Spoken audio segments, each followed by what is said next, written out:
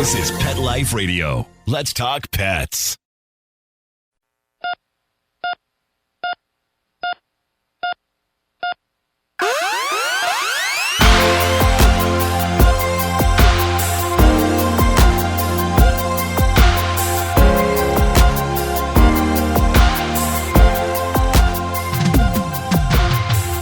Welcome to ER Vet on Pet Life Radio. I'm your host, Dr. Justine Lee, and I'm a board-certified emergency critical care specialist and toxicologist. Thanks for joining us. Today, I'm really excited to have Dr. Cristine Hayes, the medical director at the ASPCA Animal Poison Control Center, talk to us about the upcoming holiday, Halloween dangers. We'll be right back after these messages. Does your dog itch, scratch, stink, or shed like crazy? Come to DABVT for help. Order a 90-day supply of DABVT. DABVT is nutrition. Pick up 2 bottles of LicoChops. Get the 3rd bottle free. New improved LicoChops with omega-3, omega-6, vitamin E. And now, 6 extra direct-fed microbials. Even better for the digestive tract and immune system. Try LicoChops. Buy 2, get 1 free. At Dinovite.com. DINOVITE.com.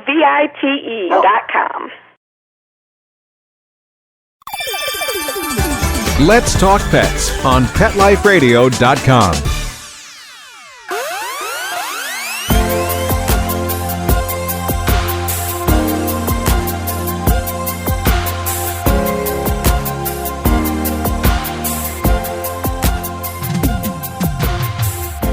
Welcome back to ER Vet on Pet Life Radio. Today, we're talking with Dr. Cristine Hayes, who's a board-certified veterinary toxicologist. Dr. Hayes, thank you so much for joining us today. You're welcome.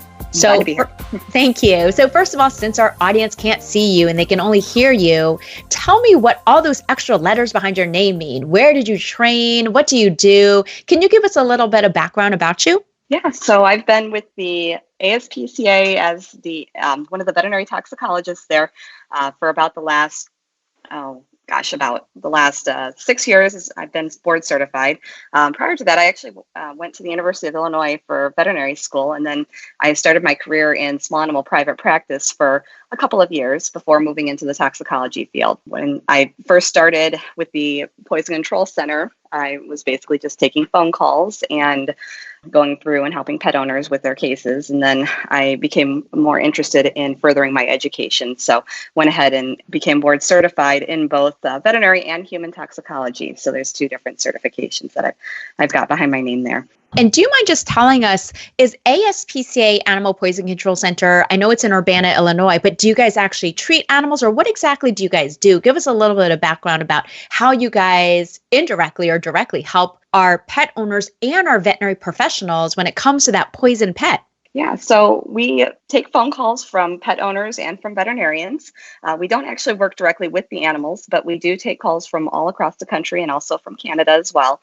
We talk animal owners and veterinarians through what signs to be recognizing for an animal that's been poisoned, whether something is poisonous or not, and then we talk through how to treat that poisoning situation as well. So since Halloween is coming up, give me a little bit of information. Do you guys end up seeing a lot of chocolate call spikes, or what are the biggest Halloween dangers that pet owners, both dog and cat owners, have to be aware of? Yeah, so I'd say the 2 biggest ones for Halloween that we would get calls on about animals getting into would be glow jewelry and chocolate. Certainly, it's the right time of year for glow jewelry to be very popular as kids are out trick-or-treating and people are doing nighttime activities associated with Halloween. There's usually a lot of glow sticks and glow necklaces and glow bracelets sitting around that animals can take an interest in, and they definitely do so.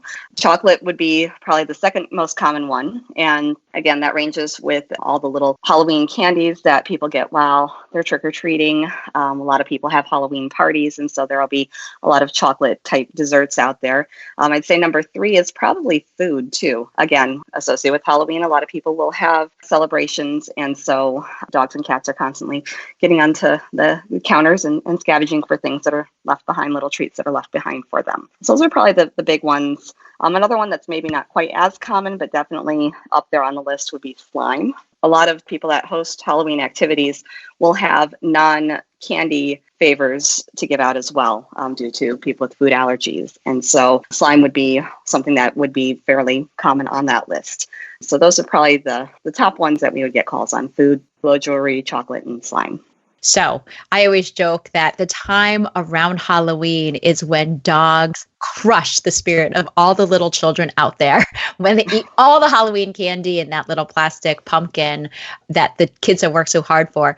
Now, in the ER, I end up seeing owners bring a dog that, ate one or two of those little mini chocolate bars. How much chocolate does it actually take for a dog or cat to be poisoned? And do you actually ever see chocolate poisoning in cats? It's rare. It's definitely possible. There are those strange cats out there that will actually eat large amounts of chocolate. But by and far, the majority of our calls and the majority of cases that we see are in dogs. It's usually dogs that eat the candies, and just one or two candies in even a relatively small sized dog really shouldn't be too much of a problem. It's when dogs get into the whole pumpkin that we start to see issues. And if it's a smaller dog, it certainly doesn't take as much chocolate to be a problem as, say, for a larger dog. What exactly is the poisonous dose? Do you mind just walking through how much or how many mgs per kg a dog needs to eat of theobromine, and then touch on what clinical signs can we see? What's the danger with chocolate poisoning? Yeah, so for the amount of chocolate that it would take to be a problem, again, it definitely depends on the actual type of chocolate.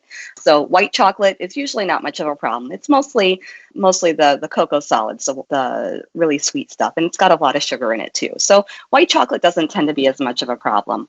The other types of chocolate, so dark chocolate and milk chocolate, those definitely are more of a problem. And dark chocolate is even more of a problem than milk chocolate.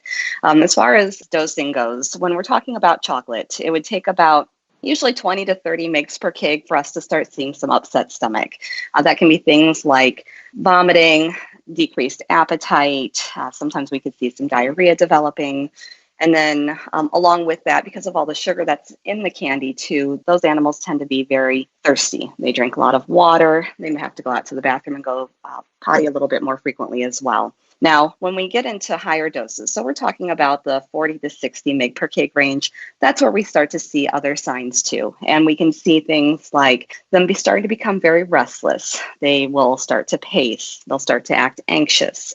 They'll start to pant a lot. They'll kind of look very nervous and almost kind of jittery, kind of like a person who's had a little too much coffee, or they startle a little easily and they just become very restless. And then when we get into higher doses, usually above 60 mg per kg or above, then that's where we start to see them actually having cardiac arrhythmias. They can have irregular heartbeats. They oftentimes will have a rise in their heart rate somewhere in the 40 to 60 mg per kg range, and then that can escalate to irregular heartbeats, along with the jitteriness and anxiety that sometimes can progress into tremors and seizures if it's left untreated, or if a dog ate a very, very large amount.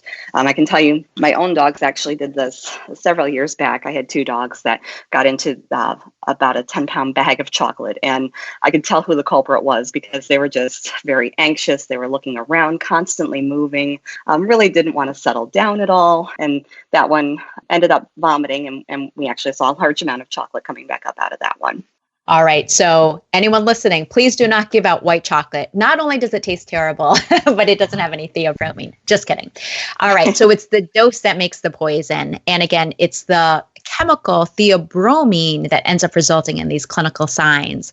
I'm also going to tell people about this great app. So ASPCA Animal Poison Control Center actually has a totally free mobile app, and it actually has a chocolate calculator in there. So if you have a Labrador Retriever or a dog who's a chow hound, if you're worried about poisonous plants, or if you're on a bunch of human prescription medications, this is definitely an app worth checking out. It has information on dogs, cats, horses, and birds, totally free. And again, it has over 300 different hazards. These are common things that we have in the house. It has a lot of information. So again, totally make sure to download that. And you can get that at aspca.org/petcare/animal poison control /APCC mobile app. So just Google it. You'll be able to find it. It's totally free. All right. The next thing I wanted to talk about are those bad neighbors who give out little boxes of raisins. We want chocolate. We want candy. We don't want anything healthy. So if a dog gets into raisins that someone gives out, or maybe a cat gets into it, what do we need to know about raisin poisoning in that Halloween trick-or-treat bag? Yeah, so raisins are a definite no-no for dogs. For cats, we still don't recommend them, but we really have had very few cat cases. And what happens with raisins when animals get into them, especially dogs, is that they can actually cause kidney failure. Now, when dogs get into the box of raisins, they don't always develop signs right away. A lot of times they will be acting completely normal for a couple of days or so. And then usually by about day 2 or 3, they start to lose their appetite. They'll start to vomit. And then when they get taken into a vet clinic, it'll show evidence on blood work that they are in kidney failure. The tricky thing that we run into with raisins is that we really don't know exactly how many it takes to be a problem. The toxin is unknown. There have been people that have studied raisins and grapes, and they've not been able to identify what the toxin is that causes the problem. But we definitely know that when a dog gets into a box of raisins, we're usually recommending seeking at least some veterinary advice on what to do with that. Cats, as I mentioned before, cats are usually a little less likely to have kidney effects. Again, we've only had just a couple of cases in the number of years that we've known about raisins causing kidney effects, but we usually do tend to watch them a little closer too. So if they start to show the same signs that we see in dogs, so decreased appetite, if they start to vomit within a day or two of getting into the raisins, we would usually recommend going in as well. Now, that being said, when we've looked back through our cases, we really haven't seen cases that just 1 or 2 raisins have been a problem. It's usually if they get into a larger number. So if a dog gets into a box, that's where we're starting to get a little bit more worried about that patient. Do you mind repeating, is there a toxic dose for raisins that we need to know about? So the toxic dose has not been determined. Usually, if it's just more than 1 or 2 raisins in a dog, we're typically recommending seeking veterinary advice on that, or doing some form of decontamination if that's appropriate for the patient. Decontamination. Is there anything a cat owner can give at home if they think their cat ate something poisonous, or what do you recommend doing? Yeah, so for cats, I usually prefer to send cats into a vet clinic. When we have cats at home, they don't generally tend to respond very well. So in dogs, we may use hydrogen peroxide to try to make a dog vomit. And again, it depends on your dog's size and health condition, whether that's recommended. But in cats, we find that a lot of cats actually will have very severe ulcers that develop in their digestive tract from hydrogen peroxide. So we don't usually recommend trying to make a cat vomit at home. What about a dog? Now, I do see a lot of misinformation on the internet, so you do always have to be careful when it comes to inducing vomiting in dogs. There are some times where ASPCA or your veterinarian may recommend it, but do you mind just telling us, when do we actually induce emesis, which is the same thing as vomiting, and how could a dog owner do it, knowing that cat owners can't do it at home? Is there anything dog owners can do? Yeah, absolutely. So when it's appropriate to make your dog vomit, and again, that's determined based on your pet's health condition, what the pet got into, how long ago your pet got into it, and then at the recommendation of your veterinarian or a veterinary poison control center, you can make your dog vomit. And the only safe thing to use at home to make a dog vomit would be hydrogen peroxide. Now, keep in mind, we don't just give the entire bottle to the dog. That definitely could be a problem. So we usually base the dose of the hydrogen peroxide on your pet's body weight. So when it's appropriate to do so, this is something that you can do at home. But again, it usually has to be within 1 to 2 hours for many toxins. And in some cases, the toxins act very quickly. So it may be better just to go ahead and take your pet into a vet clinic for decontamination. But when we are doing it, we can repeat it once. And if the second round is not effective, then usually that's when we're discussing the next steps or the next options there.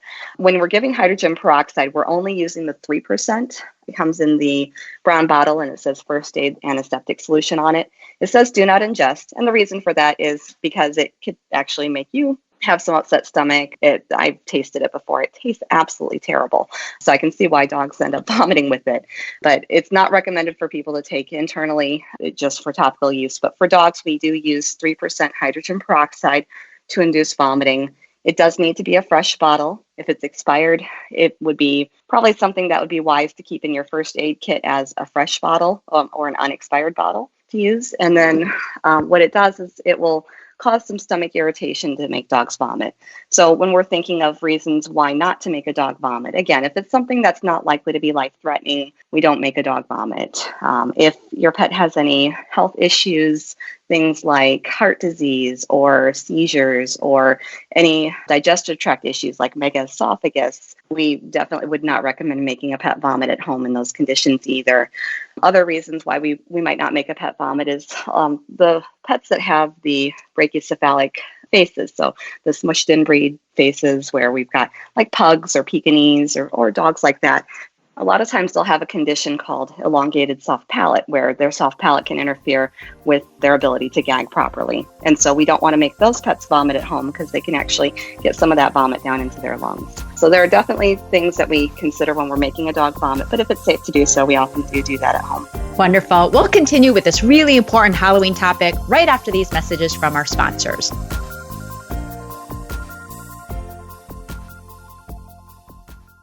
Do you have an accident-prone dog or cat?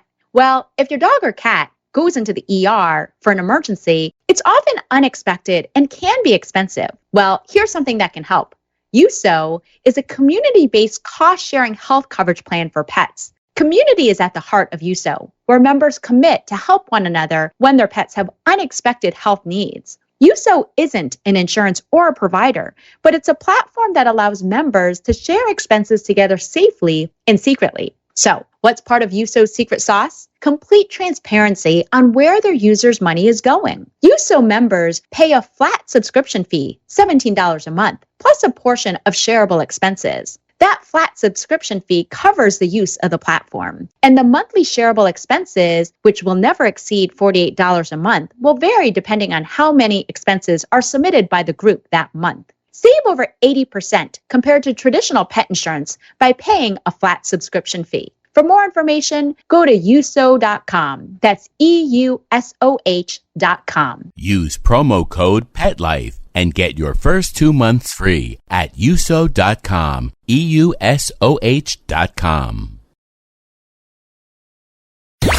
Let's talk pets Let's talk pets on Pet Life Radio. Pet Life Radio. PetLifeRadio.com.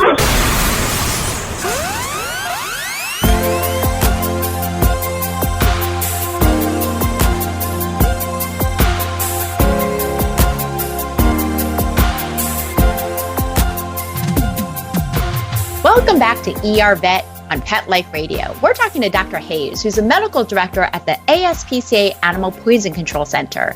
And I know that the ASPCA and veterinary clinics around the United States see a huge spike in chocolate poisoning during the week of Halloween. And since Halloween's coming up, we wanted to be able to advise you on some of the biggest poisons that I want you to be aware of. So far, Dr. Hayes has talked about food poisons like chocolate with the chemical theobromine, raisins, which can cause kidney failure in dogs. Now, one of the next poisons that you had mentioned are glow sticks. So this is glow jewelry, those plastic little tubes that you snap together and they make your kid glow in the dark. This is actually really good because it makes cars see your kids while they're trick-or-treating. But we do see that cats end up biting into these. Cats are so curious. So, Dr. Hayes, what happens and what exactly is in glow jewelry that causes an issue? Is this something that's life-threatening? Is there antifreeze in there? Is this dangerous chemicals?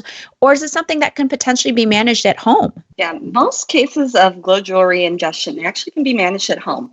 So what happens when animals chew into them is that they have this very bitter substance in it that will cause a taste reaction. So a lot of times when cats especially chew into these, they get that very bitter taste in their mouth and they will start to have a very dramatic taste reaction. They'll start to froth at the mouth. They'll start to foam. They'll start to retch. They, a lot of times, will run around and shake their head a lot and shake saliva off to the side as well. And it's really just, it's very scary when you see it, but it's just a taste reaction. They might also have a little bit of glass into them when you bend them to activate the colorant.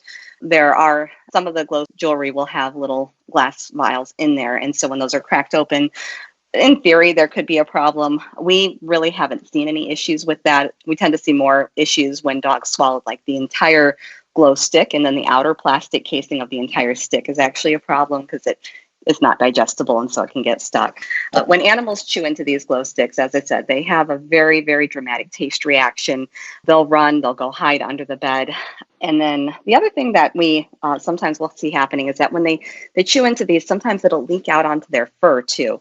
And so after they get over that initial taste reaction where they're frothing and foaming at the mouth, they might have a reoccurrence of that taste reaction again if we haven't removed it all from their fur. So the neat thing about glow jewelry is that when animals break into it, it does activate the coloring. And so if you put them in a room that's dark, or put them in a room and turn off the lights, you can actually see on their fur where the glow material still is on their fur. And we would recommend bathing to wash that off. You can use either a dish soap with a little bit of water on it. I find that you do actually need to use soap. Water alone doesn't tend to remove it very effectively, but basically just turn the lights back on, wash off their fur where you found it, turn the lights back off, make sure you've gotten it all off their fur. And then once they've had all that removed, they won't have a reoccurrence of that taste reaction again. Now, with that taste reaction, there are a few things that you can do at home to help with that. If you notice that your pet chewed into a glow jewelry stick, or glow jewelry or glow stick, you may want to try offering something that's a little tastier. So either milk or ice cream. A lot of pets do like basically regular ice cream would be fine.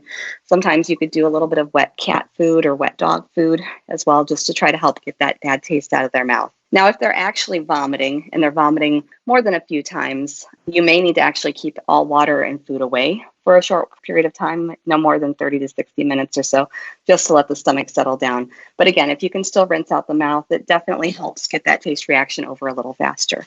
I also found Dawn liquid dish soap is so helpful to have in your pet first aid kit, because so many of those oily chemicals or weird flea and tick medications that may accidentally be put on a cat, we can bathe them off by using something like a degreasing soap or really, really safe liquid dish soap like Dawn. So great point to have. All right. You also brought up slime. What exactly is slime? What's in it? And how big of a deal is it if my dog or my cat takes a couple of licks or a couple of bites? So slime can have a lot of different things in it, actually. Most of the slime that's made by people, if you make it in your home, it'll be a combination of some saline solution. Some people use shaving cream. Sometimes you can use, so usually it'll have shaving cream, glue, saline solution. There's usually a little bit of baking soda in there as well. And so one of the problems that we can see with that is that if a pet's eating more than just taking a few licks of it, it sometimes can actually cause the sodium levels in the blood to increase. And what happens when a dog does that or a cat does that is that they will have a condition called hypernatremia. When they get that condition, they will show nervous system signs. So they'll start to act wobbly. They can actually have muscle tremors. Sometimes they can become very, very listless or lethargic, laying around. They often will have some vomiting as well, which can cause them to become dehydrated as well. So usually with most slime, the size containers that are going to be given away at Halloween time are not as big a deal. But if you've got a pet at home that gets into a very large bowl of it, I know my kids love making slime at home. So if they get into a large bowl of it, depending on how much baking soda that they've used in the formulation, depending on, again, there are a number of different recipes out there for homemade slime. Now, the commercial slime, most of the time they don't list the ingredients in them. It's just considered to be non-toxic. And again, we sometimes have seen issues. We tend to see more issues with Play-Doh than we do with slime with the commercial products. But even regular slime can also cause some upset stomach. So vomiting can be seen with all forms of slime. Diarrhea potentially could be seen too. But the bigger concern with some of the homemade products is depending on how much salt is in there, the saline solution, the baking soda, things like that, we can actually see some concerns for the sodium that's in there. All right. Fantastic information from Dr. Hayes. Again, as Halloween approaches, please make sure to keep the Halloween container and the Halloween candy out of reach. There are huge spikes in chocolate poisoning that the ASPCA Animal Poison Control Center gets inundated with. And I know in the emergency room at the ER vet, I end up inducing vomiting in a lot of dogs that got into chocolate. So please make sure to keep your Halloween candy out of reach. Keep those raisins out of reach, the slime, that glow jewelry. Dr. Hayes, any last tips on how to pet-proof to avoid any kind of accidental exposure? I would say the big thing is to keep the chocolate up away from your pet and make sure that you know where the glow jewelry is. when you've got it out. One last thing I wanted to mention about chocolate too is that there are sugar-free candies out there that have xylitol in them. Xylitol is a sugar alternative that can cause low blood sugar and can cause liver failure when dogs get into too much of it. So another thing to be aware of. So if you've got labels, make sure you know where your labels are. Have a pet first aid kit. So if you have a pet first aid kit that you've developed, or if you want to put one together, there are definitely resources on the ASPCA website on how to make a pet first aid kit. Usually hydrogen peroxide would be a good thing to include in there. Dawn dish detergent would be a good thing to include in there as well. But yeah, make sure that you keep the chocolate up out of reach for the dogs. And if you've got kids at home, make sure that the kids know not to leave their chocolate sitting out on the floor. I know a lot of kids like to make individual piles and see what kinds they got. Make sure that they clean it up afterwards. Again, make sure to keep that chocolate out of reach. And when in doubt, I always tell people, please pre-program your cell phone with your veterinarian, your ER vet, and the ASPCA Animal Poison Control phone number. That way, if you're in the middle of an emergency, you don't have to frantically look it up. ASPCA Animal Poison Control's number is 888-426-4435. And as Dr. Hayes mentioned, they have great information on how to create a pet first aid kit, a pet poisoning first aid kit. And again, you can also check out their website for the APCC, Animal Poison Control Center mobile app. Again, that's totally free. My goal is to make you the best pet owner advocate for your dog and cat. Well, Dr. Hayes, thank you so much for joining us today. My pleasure. That brings us to the end of today's show. If you have any questions, email me at drjustine@petliferadio.com, or you can find me at drjustinelee.com, on Facebook at Dr. Justine Lee. And with that, we want to thank Dr. Hayes again and Mark Winter, our producer, for making this show possible. See you at the next episode. Let's Talk Pets, every week on demand, only on PetLifeRadio.com.